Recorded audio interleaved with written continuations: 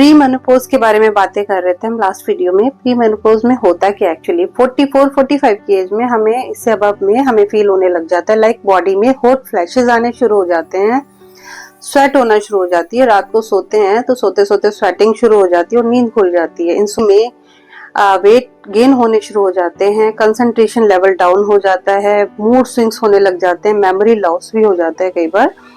तो इस तरह की कुछ चीजें होती हैं। कई बार होता है कि हमारी बोन्स में पेन होना स्टार्ट हो जाता है, कैल्शियम की कमी होना शुरू हो जाता है।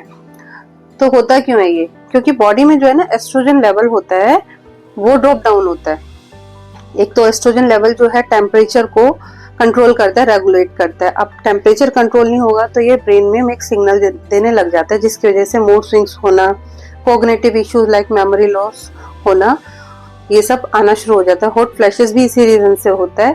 और दूसरा सेल्स में ब्रेक्स लगाता है, उससे क्या होता आती है कैल्शियम की कमी हो जाती है बॉडी में।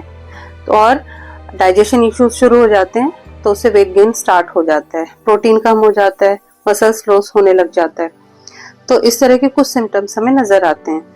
तो हम लोग अच्छी डाइट के थ्रू और कुछ ऐसे टिप्स यूज करके, जो मैं आगे बताने जा रही हूँ आपको, हम लोग इस प्रॉब्लम को रिड्यूस कर सकते हैं, ताकि हम मेनोपॉज के बाद जो है हमें बाकी जो है सीवियर इश्यूज ना क्रिएट हो। तो अब लोग डाइट में हम लोग क्या ले सकते हैं, लाइक कैल्शियम रिच फूड हम लोग खा सकते हैं। तो कैल्शियम रिच फूड में आती है डेयरी प्रोडक्ट्स आते हैं, लाइक दही हो गया, दूध हो गया, इस तरह के कुछ प्रोडक्ट्स हो गए, लीफी ग्रीन वेजिटेबल, ब्रोकली हो गई है, इन सब में कैल्शियम होता है। और साथ में विटामिन डी भी ले सकते हैं, कुछ सप्लीमेंट्स भी ले सकते हैं हम इसके कैल्शियम और विटामिन डी के रेगुलर बेसिस पर।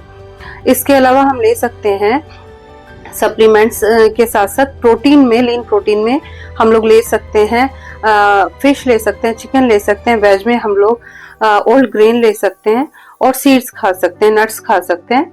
पोटेशियम डाइट ले सकते हैं, लाइक सोया प्रोडक्ट्स हो गया, पोटैटो हो गया, और ऐसे बहुत सारे प्रोडक्ट्स हैं जिससे हमें पोटेशियम मिलता है। साथ में फाइबर रिच डाइट ले सकते हैं, वेजिटेबल्स एंड फ्रूट एटसेट्रा। और हार्मोनल बैलेंस के लिए, क्योंकि एस्ट्रोजन लेवल डाउन जाता है, हम लोग क्या ले सकते हैं, चिया सीड्स, बहुत अच्छा है ये हार्मोनल बैलेंस के लिए।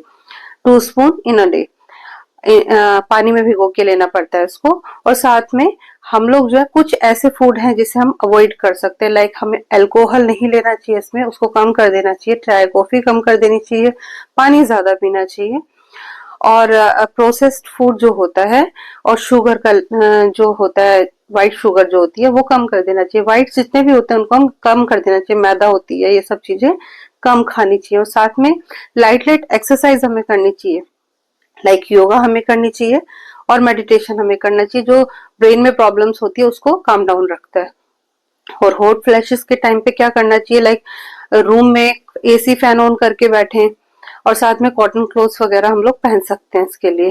So these are the tips which we can use in pre menopause, ताकि हम लोग मेनोपॉज के टाइम पे हम लोग को सीवियर इश्यूज क्रिएट ना हो, क्योंकि कुछ लोगों में ऑस्टियोपोरोसिस जैसी प्रॉब्लम हो जाती है बोन की वजह से। और कैल्शियम जो है ना, पर डे के हिसाब से हम लोग 1000 मिलीग्राम ले सकते हैं प्री मेनोपॉज में, और पोस्ट मेनोपॉज में हम लोग ले सकते हैं लाइक 1200 मिलीग्राम अप्रोक्सीमेटली। और विटामिन डी भी जरूर लेना, और इन चीजों के हम साथ में सप्लीमेंट्स भी ले सकते हैं डॉक्टर से प्रिस्क्राइब करके।